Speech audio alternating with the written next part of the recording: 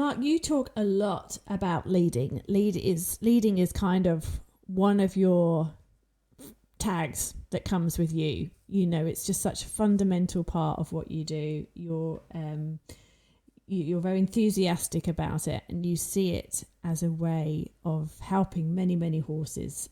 It's something that we all do, and it's something that we probably do to a level that is not quite right, and you can see that there's a big area for improvement and leads to lots of things. Now, I just want you to clarify one point for people. When you say a horse doesn't know how to lead, and obviously most people who own a horse think, oh yeah, my horse can lead.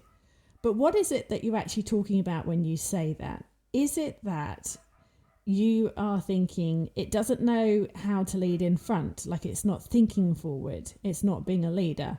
Or do you mean that it's not responding to the lead rope and it's not responding to feel and being led by the rope? Or are you sort of referring to both circumstances?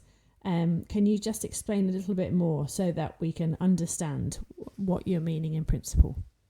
Why leading is so important is because when you put a halter on a horse's head and a rope, it has to truly trust it and understand it. Otherwise, it could be carrying a brown snake on its head all its life and always be troubled when we touch the rope. And I see that too often. So the leading I'm talking about does come through the guidance of a feel on the horse. And then I talk about leading with the belly rope. So I'm just doing another leading lesson.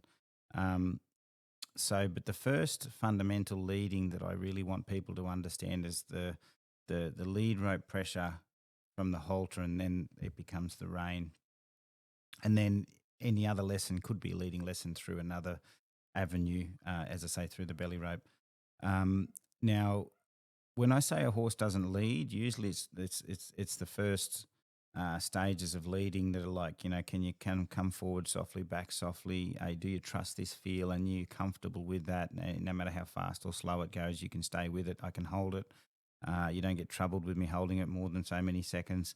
You don't hunt release all the time, all that. So the basic fundamental of a young horse leading is just being able to trust that lead rope and be placed, until you can direct its thoughts left, right, backwards, forwards, all sorts of things like that. So basically, what we're trying to do is get the horse to truly trust that, and then it extends from that.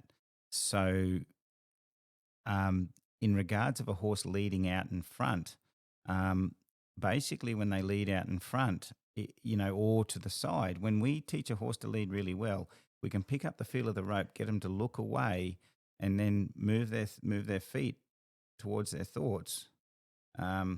Because they're thinking out, they'll go out and they'll travel and they'll lead out ahead. So basically, of course, it was a leading, based off leading that we sent our horse out ahead, then it links into the same thing. So you've led your horse out ahead, and then once it sort of goes out ahead, it's leading, as in it's leading you and you're following it as if you were on a trail ride, and it's processing the things in front of it.